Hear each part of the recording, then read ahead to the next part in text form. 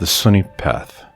When our Prophet ﷺ honored the hereafter with his presence in the 11th year of the Hijrah, Abu Bakr as-Siddiq radiallahu anh became Khalifa. He passed away at the age of 63, 13 years after the Hijrah.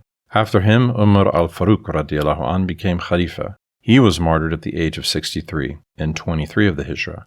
After him, Uthman dhun Nurayn radiallahu anh became Khalifa. He was martyred at the age of 82 in the year 35 after the Hijrah. Thereafter, Ali radiallahu ta'ala an became Khalifa. He was martyred in 40 Hijri when he was 63. These four Khalifas are called al-Khulafa ar-Rashidin. Exactly as in the Asr as-Sa'adat, the rules, ahkam of the Sharia were carried out and righteousness, justice, and freedom flourished everywhere during the Khalifas. Rules of the Sharia were carried out without any misapplications. These four Khalifas were the most exalted among all the Ashabat al-Kiram, alayhimur ridwan, and their superiority to one another was as in the order of the sequence of their Khalifates. In the time of Abu Bakr radiallahu anh, Muslims went out of the Arabian Peninsula. After our Prophet ﷺ honored the hereafter with his presence, rebellions broke out on the Arabian Peninsula. Abu Bakr radiallahu anh quelled the rebellions and struggled to correct the apostates during his caliphate and re-established Muslim unity as had been the case during the Asr as-Sa'adah. Umar radiallahu anh, when he became Khalifa, delivered a speech. O companions of the Messenger radiallahu ta'ala anhum ajma'in, Arabia can supply only the barley for your horses. Yet Allah Ta'ala has promised His beloved Prophet that He would give Muhammad alayhi ummah lands and homes in all parts of the world. Where are the soldiers to conquer those countries promised and to attain the booties in this world and honors of Ghazi and martyr in the hereafter? Where are the Ghazis who will sacrifice their lives and heads and leave their homes to rescue the human slaves of Allah Ta'ala from the paws of the cruel for the sake of Islam? With these words, he encouraged the Sahabat al-Kiram alayhimur ridwan to go out for jihad and Gaza. It was this speech of Umar radiallahu anh that prompted the rapid enlargement of Islamic countries on 3 continents and the purification of millions of people from disbelief.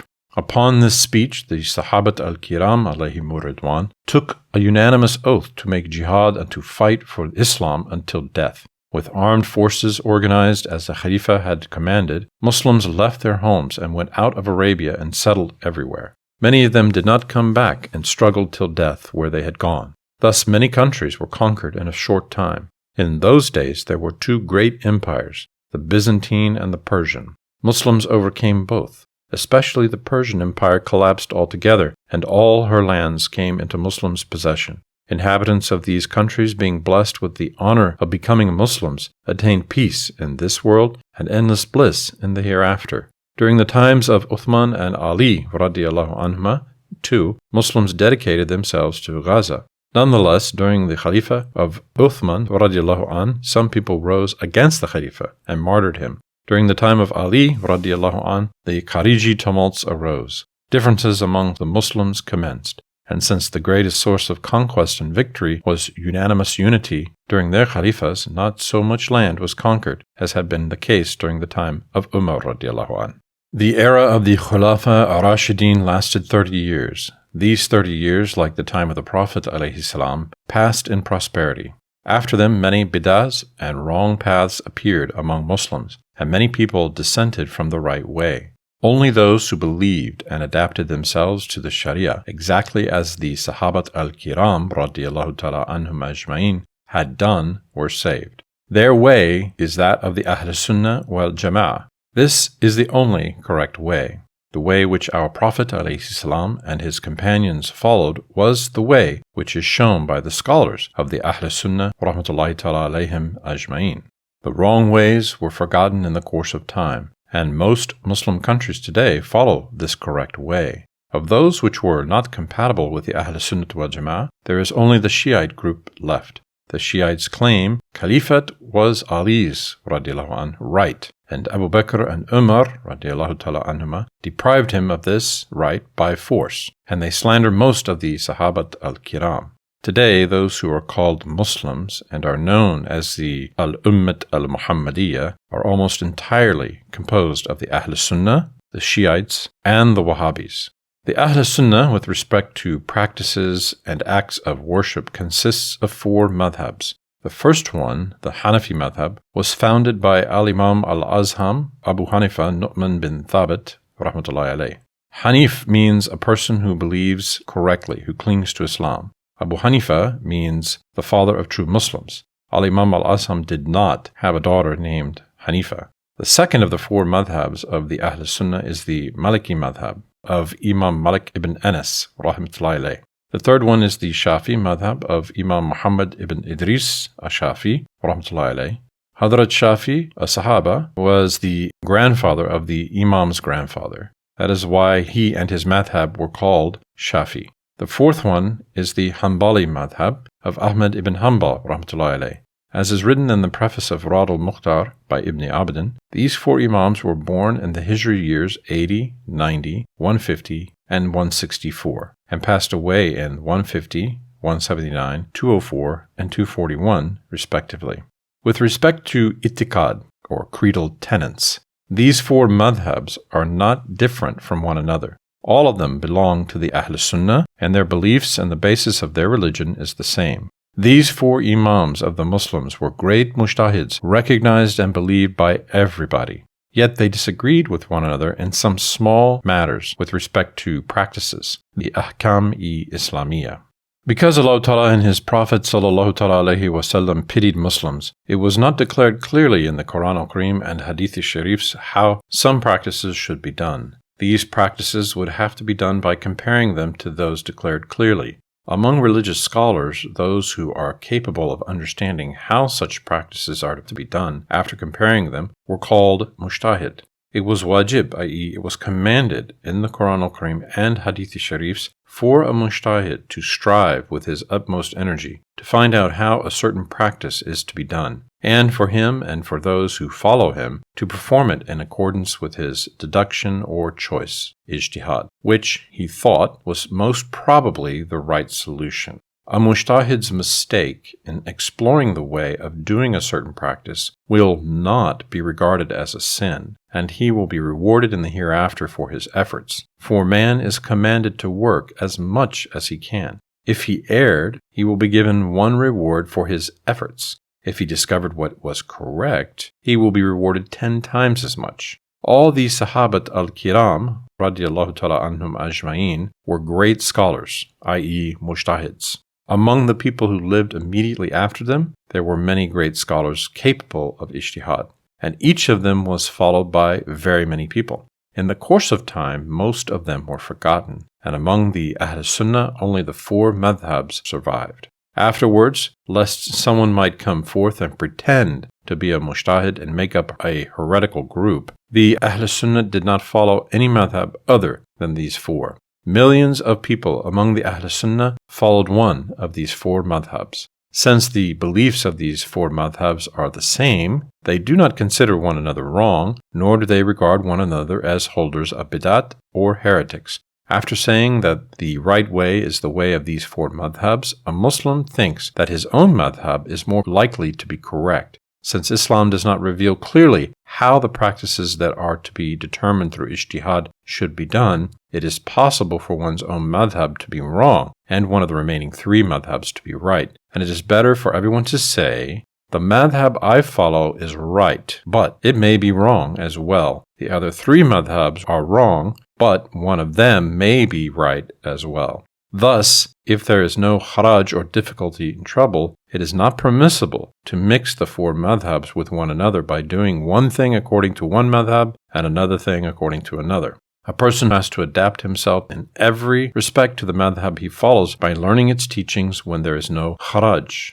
Most scholars said that the Hanafi madhab was closer to being right. Therefore, this madhab settled in most Muslim countries. Almost all Muslims in Turkestan, India, and Anatolia are Hanafis. Western Africa is wholly Maliki. There are Malikis in some coastal regions of India. Among the Kurds and in Egypt, Arabia, and Dagestan, Shafis are numerous.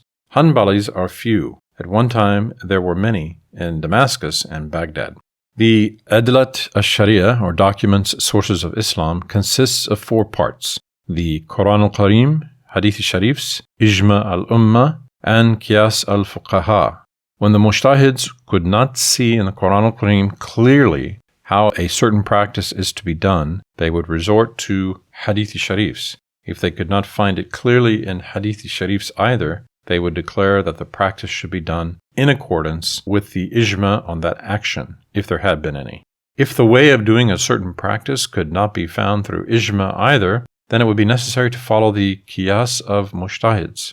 Imam Malik rahmatullahi alayh said that besides these 4 documents, the unanimity of the inhabitants of Al-Madinat al-Munawwara of that time was a document. He said their tradition, unanimity, was handed down from their fathers, from their grandfathers, and originally from Rasulullah sallallahu alaihi wasallam. He said that this document was more dependable than qiyas, yet the imams of the other 3 madhabs did not consider the inhabitants of Medina a source for documentation. There were 2 methods for ijtihad. One was the method of the ulama of Iraq, called the way of ray, or choice, or the way of qiyas, comparison. If it was not declared clearly in the Quran al-Karim or Hadith Sharifs how to do a certain practice, another practice that was clearly expressed in the Quran al-Karim or Hadith Sharifs, and which was similar to the practice in question, would be searched for. When it was found, the practice in question would be compared to it and done in a similar way. After the Sahabat al-Kiram, the leader of the mujtahids of this way was Imam al-Azham Abu Hanifa, rahmatullahi alayh. The second way was the way of the ulama of Hijaz, called the way of riwayah, or tradition. They considered the traditions of the inhabitants of Al-Madinat al-Munawwara superior to qiyas. The greatest of the mujtahids of this way was Imam Malik, rahmatullahi alayh, who lived in Al-Madinat al-Munawwara. Al-Imam Ash-Shafi and Imam Ahmad ibn Hanbal, rahmatullahi ta'ala alayhima, attended his suhbats. Al-Imam Ash-Shafi, after learning the way of Imam Malik, went to Baghdad and learned the way of Al-Imam al-Azham, rahmatullahi ta'ala alayh, from his disciples, and united these 2 methods. He established a new approach for ijtihad. Because he was very eloquent and literary man, he understood the context of ayats and hadiths, and decided on each practice in accordance with an alternative he found more emphatic. When he could not find an alternative emphatic enough, he himself employed ijtihad according to the way of qiyas. Ahmad ibn Hanbal, rahmatullahi ta'ala alayh, too, went to Baghdad after learning the way of Imam Malik, rahmatullahi ta'ala alayh. There he acquired a method of qiyas from the disciples of Al-Imam al-Azham, rahmatullahi ta'ala alayh. Yet, because he had memorized a great many hadiths, he employed ijtihad first by examining the way whereby hadiths corroborated one another. Thus, he disagreed with the other 3 madhabs on many points concerning the ahkam al-Islamiyah.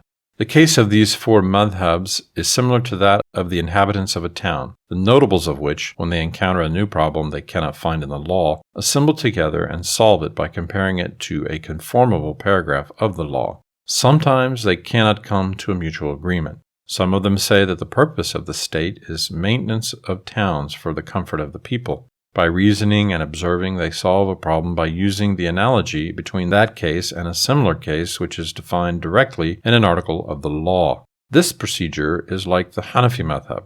Others observe the behavior of the officials coming from the capital and imitate them in this respect. They say that their behavior indicates the intention of the state.